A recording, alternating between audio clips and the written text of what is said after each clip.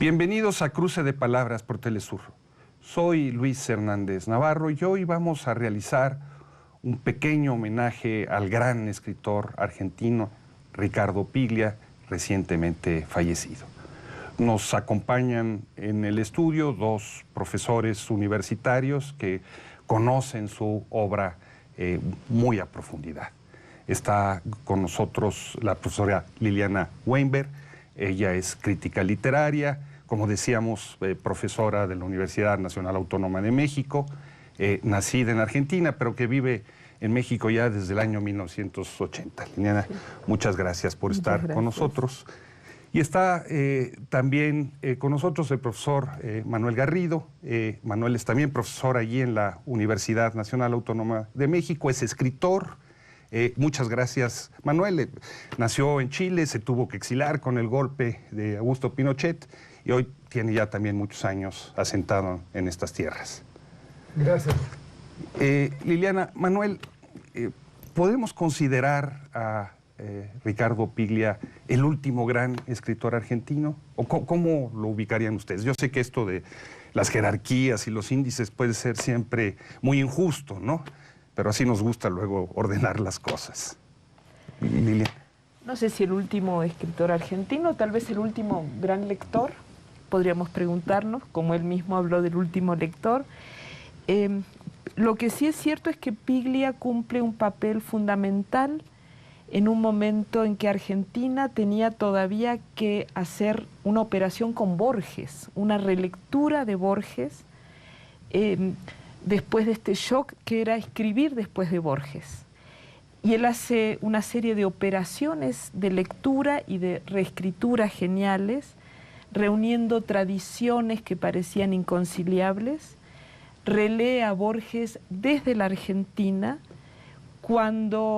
y en este sentido participa en toda una generación, junto con Punto de Vista, de Beatriz Arlo, que hace una recuperación de Borges para la tradición del Río de la Plata, saca al Borges cosmopolita de laberintos y de juegos del lenguaje y lo recupera como alguien que relee la tradición argentina, y el propio Piglia la relee desde la fusión o la puesta en diálogo de la tradición de Borges y la tradición de Arlt, y la incorporación de escritores laterales, marginales, Gombrowicz, Walsh.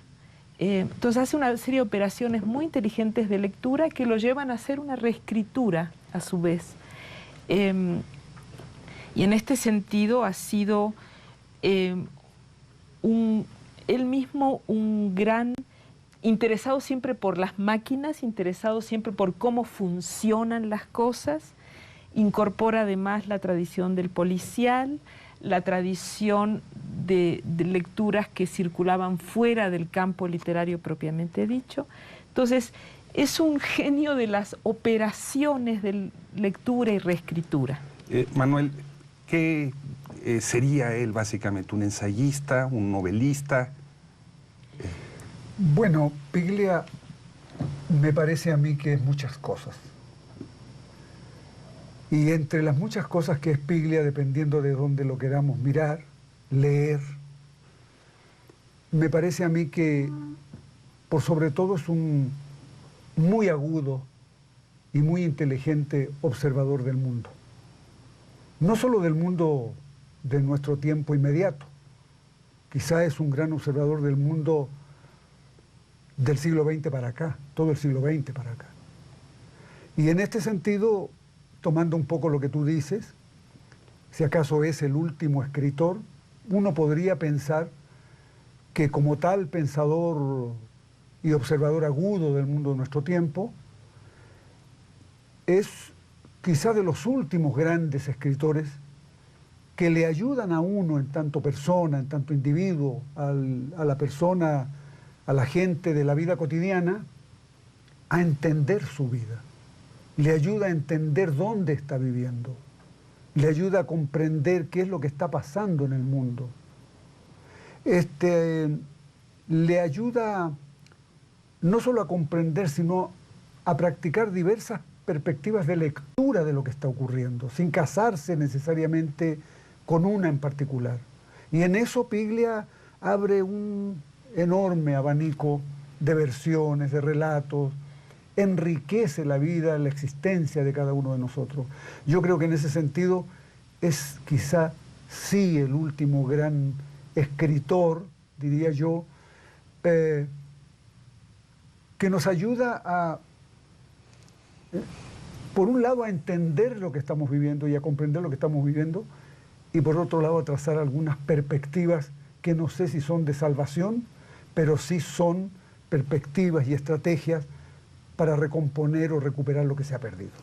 Liliana, tú dices, un gran lector sobre todo, pero también un escritor de escritores.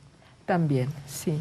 Bueno, hace muchas operaciones brillantes. Una de ellas es crítica y ficción, como su propio libro, uno de sus grandes libros, Crítica y Ficción, reunir operaciones que también parecían separadas.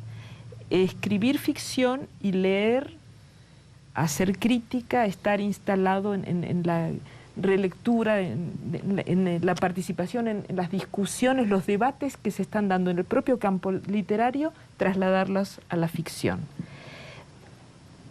Reunir otras cosas que parecían divorciadas, literatura y poder, literatura y dinero, el tema de la verdad. Piglia creía y defendía la verdad. Hablar del discurso social, del relato social contra el relato y la ficción del poder. Dice que el poder engendra también ficciones que nos hace creer como verdades. No está hablando de Donald Trump. Todavía no estaba hablando de Donald Trump, pero precisamente con esta capacidad profética que tienen los grandes escritores, estaba poniendo sobre la mesa el tema de la verdad. Decía que él pensaba que existe, claro que existe una verdad externa, y que los que nos hicieron creer que no existe tal verdad son los medios de comunicación, que son los medios masivos los que empiezan a jugar con esta confusión entre verdad y ficción, anticipándose de manera profética a muchos fenómenos.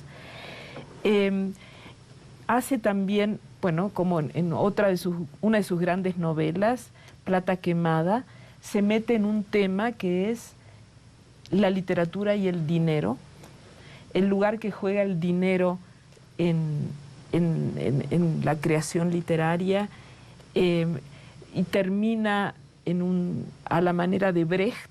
Él era un gran lector y un gran seguidor de Brecht, en una tragedia que se da cuando los ladrones queman el dinero. Entonces, cuando rompen con uno de los grandes íconos del mundo contemporáneo, ¿no? Entonces, pienso que además Piglia hizo otra invención genial, que fue una especie de gran Moebius, de gran cinta de Moebius, por la cual él empieza a escribir un diario personal que es a la vez un laboratorio donde escribe sus lecturas, donde practica sus escrituras, donde deja consignados temas que le interesan para ser escritos a futuro, y finalmente dice, bueno, he escrito para justificar la publicación de mis diarios, ¿no? Ni más ni menos. Manuel, tú has señalado que Piglia es un autor que da luz en los tiempos de oscuridad en los que vivimos. ¿Cómo es eso? ¿Qué quieres decir con esta metáfora? Mira, creo que esta es una figura, la de la luz y la oscuridad, sobre todo en el ámbito público, que él recupera, me parece a mí, de las lecturas de Adorno y de Hannah Arendt. Y bueno, qué mejor para pensar esta figura y hacer esta conexión con Adorno y con Hannah Arendt, que pensar, por ejemplo, en la obra Respiración Artificial. ¿Qué observa Piglia en el mundo contemporáneo? Esto creo yo que es muy importante. Observa a las sociedades casi en estado comatoso, en estado enfermo. ¿Por qué las observa así Piglia? de donde resulta que uno puede llegar a la pregunta de por qué es tan importante leer respiración artificial. ¿Por qué observa a las sociedades así? Porque piensa que se están imponiendo relatos únicos en torno de esto que Liliana llama la verdad única del poder, o la verdad única de medios de comunicación, o la verdad única desde el punto de vista ideológico, o la verdad única hoy día de los mercados. Parecería que no hay más verdad que esta sacrosanta verdad de la mercancía. Y Piglia observa que por ese camino la humanidad viene perdiendo su rumbo, viene entrando en una zona de oscuridad. ¿Cómo alumbrar esto? ¿Qué hacer con la sociedad? Ahí es donde entra la gran historia que él cuenta en Respiración Artificial. Hay que darle respiración artificial a esta sociedad que está en estado comatoso. ¿Y cómo? Él utiliza una imagen poética, Luis, potentísima, la de conectar al moribundo o a la sociedad moribunda. Haz de cuenta que está ahí en la camilla del hospital en terapia intensiva, porque esa es la figura de Piglia, donde hay un libro conectado a la vena del moribundo. ¿Y por qué un libro? Porque necesita la sociedad recuperar al sujeto, recuperar al ciudadano, al hombre que sea capaz de pensar por cuenta propia, al hombre que tenga su propia ética en ese sentido, que recree la imaginación, que recupere la voluntad de vivir, de existir, que se forme de nueva cuenta. Y para eso recurre algo así como al supermercado de las palabras, porque el hombre necesita llenarse de palabras, llenarse de imágenes. Esta es la figura del libro conectado a la vena del moribundo, recuperar los relatos diversos que circulan por la sociedad para que la sociedad vuelva a vivir. Esto es casi respiración boca a boca, Luis. Me da por pensar a mí en la figura de los códices antiguos, donde lo que sale de la boca de uno se conecta y entra en la boca de otro. Llamémosle a eso, decíamos alguna vez, respiración boca a boca, o llamémosle respiración artificial. ¿Fue Liliana un escritor crítico en el sentido tradicional?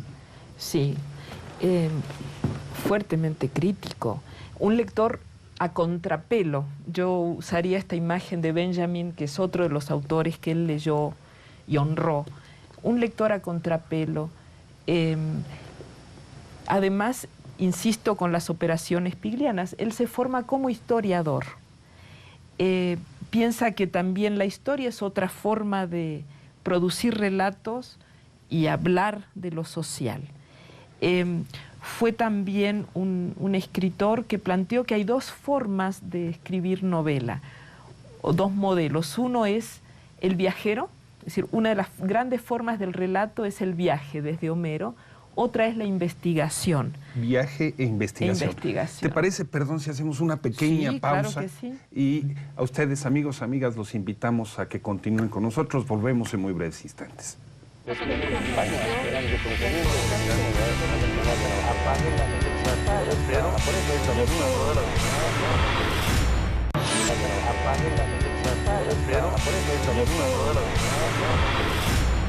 Estamos ya de vuelta en este cruce de palabras dedicado a el gran escritor argentino Piglia.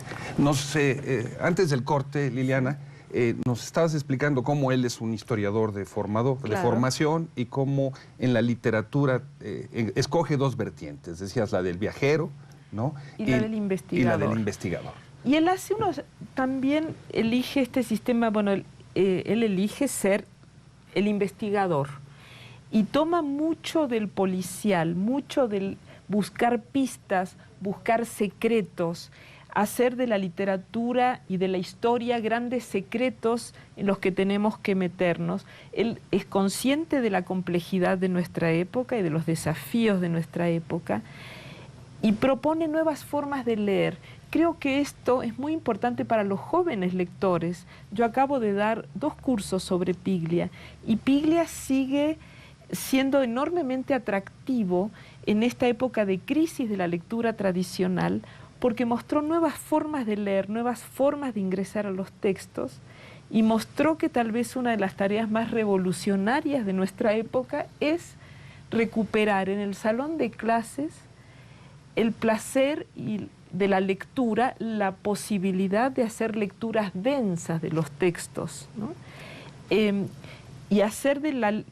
Él inventa, repiensa ciertos conceptos, el complot, la paranoia, son ciertos términos que él recupera y que asocia a las formas de leer. Es decir, leer es entrar en una especie de sociedad secreta de entendedores del mundo, de entendedores de los procesos, lo que decía Manuel, la dificultad que tenemos hoy. Por eso le habla al ciudadano, nos ciudadaniza a través de la lectura. Y recuperando respiración artificial, otra de las grandes preguntas que él plantea en respiración artificial es nada más y nada menos, ¿hay una historia? ¿No? Que yo comparaba con la pregunta de Vargas Llosa a través de su personaje, ¿cuándo se nos jodió el Perú?, de Vargas Llosa. Esta otra pregunta entra en diálogo, o podemos hacerla entrar en diálogo. Es una pregunta mayor que vincula texto y contexto de otra manera. ¿Hay una historia? ¿Hay una historia? ¿Hay una historia, Manuel? Para Piglia hay versiones y por lo tanto hay muchas historias. Son muchas las historias y estas son las que, como decía hace un momento, las que mantienen con vida a la sociedad. Uno puede pensar, déjame retomar en este cruce de palabras, retomar lo que dice Liliana sobre Homero. No cabe duda de que Piglia leyó muy bien a Homero y lo tiene presente. Hay por lo menos dos respecto de este punto, dos escenas del Ulises que me parecen pertinentes. Una cuando regresa a Ulises y le cuenta su travesía, sus aventuras, sus viajes a Penélope. Y la otra, cuando Ulises cuenta esto en la corte de los Feacios. En la primera, él es el dueño de la verdad. Él tiene la verdad de su historia y él la cuenta y esa es la única verdad, la que él cuenta. Pero cuando va a la corte de los Feacios, resulta que esa verdad única de él se convierte en una de tantas versiones que van a empezar a circular a partir de lo que van a contar los que lo están escuchando. Y Ulises llora. Llora porque en ese momento pierde el relato único, pero al mismo tiempo comprende que va a vivir en la boca de los demás, va a vivir en la comunidad. Y esta recuperación a mí me parece formidable porque es la operación que hace Piglia con Homero.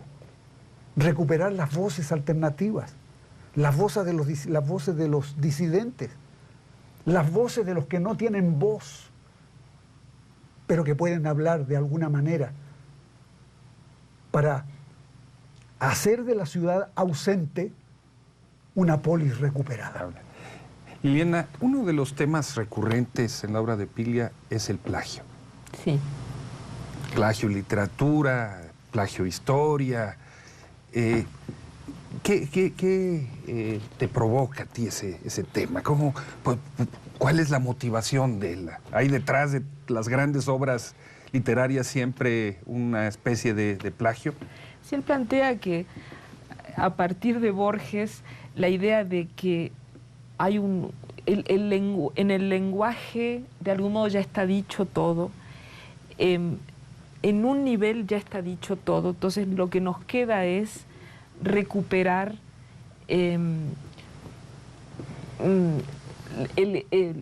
los relatos anteriores, los dichos anteriores y reformularlos, repensarlos. Uno de los grandes textos de Piglia es sin duda el homenaje a Roberto Arlt, que después llevará el nombre, además era un gran... tenía mucha intuición para elegir los títulos de sus textos. Nombre falso, donde él hace una recreación como crítico, como lector de Arlt, de un texto de Arlt que en realidad está tomado de Andreyev.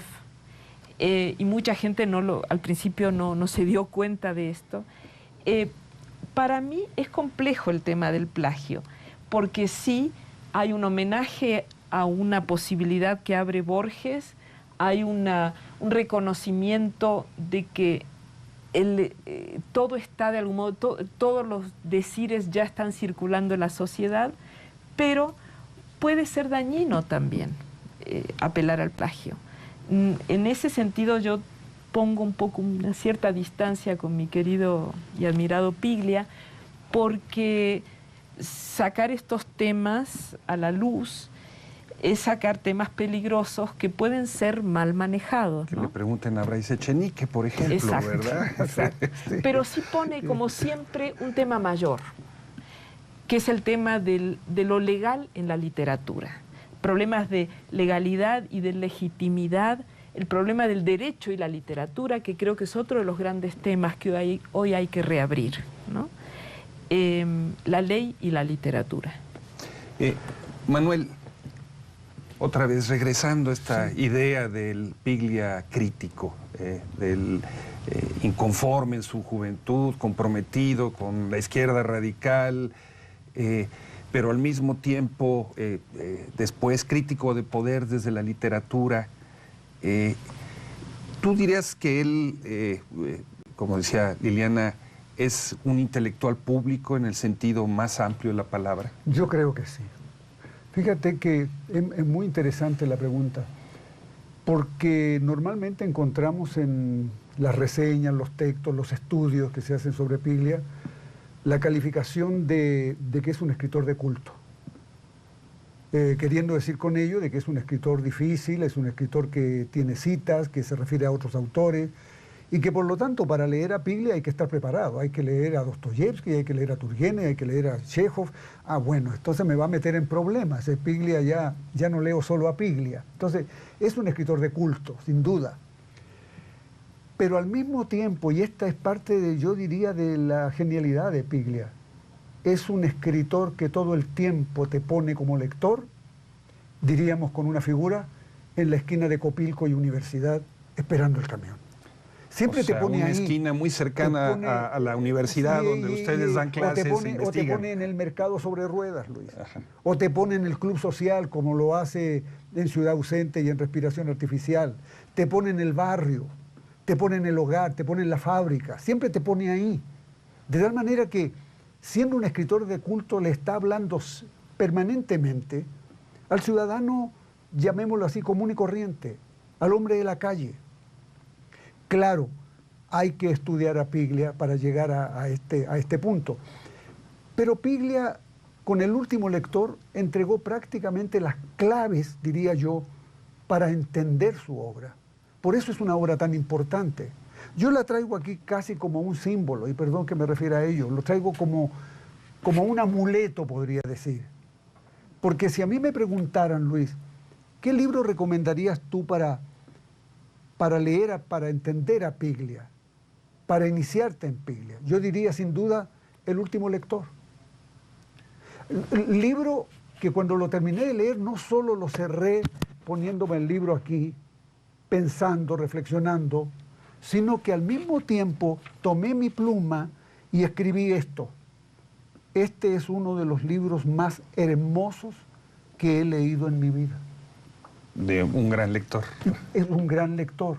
Y aquí hay figuras para todos los gustos. La figura del último lector, que sería el Che, que a la hora de morir con dignidad, de plantearse ese dilema, cómo morir con dignidad, él mismo, y lo recuerda Cortázar, recuerda un cuento de Jack London. O el paradigma de Robinson, que tras el naufragio, para recuperar el sentido de lo perdido y el mundo perdido, recurre, digamos, también a un libro. ¿Tú estarías de acuerdo en que ese es el libro de Piglia sí, que habría que leer si solamente se leyera uno? Sí, yo había elegido otros, pero coincido que El último lector es también para mí... ¿Qué otro habrías escogido tú? 3 propuestas para el próximo milenio y 5 dificultades, que es un pequeño libro que tiene que ver con una serie de conferencias que da Piglia invitado a Cuba, donde él retoma esta vieja pregunta de Italo Calvino, pero añade una vez más a Brecht cuáles serían los problemas de la literatura hoy pendientes. Uno de ellos es el gran problema del límite, que él explora como nadie. El límite entre lo decible y lo no decible.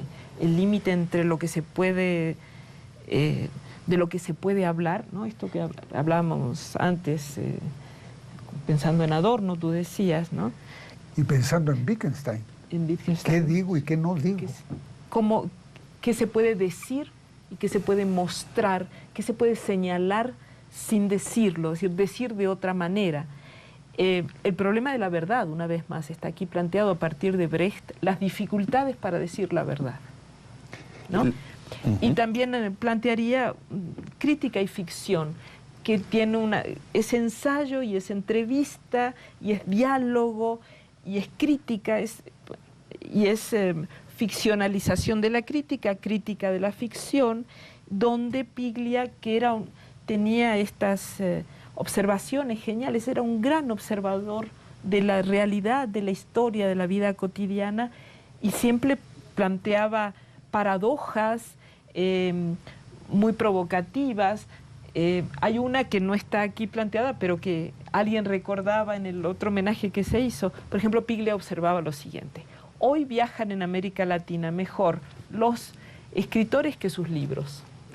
Entonces tenía estas observaciones casi sentenciosas, provocativas, muy inteligentes, a contrapelo, que nos daban vuelta la forma de pensar y la forma de leer. Un gigante de la literatura. Es un gigante muy actual, Luis. Además. Muy actual y muy necesario. En los tiempos que estamos viviendo, América Latina hoy, México en particular, hoy, por los grandes dilemas que enfrentan, Piglia es fundamental. Manuel, Liliana, muchas gracias por estar hoy aquí con nosotros, y a ustedes, amigos, les agradecemos su amable asistencia el día de hoy, y ya saben, los esperamos la próxima semana aquí por Telesur. Pero,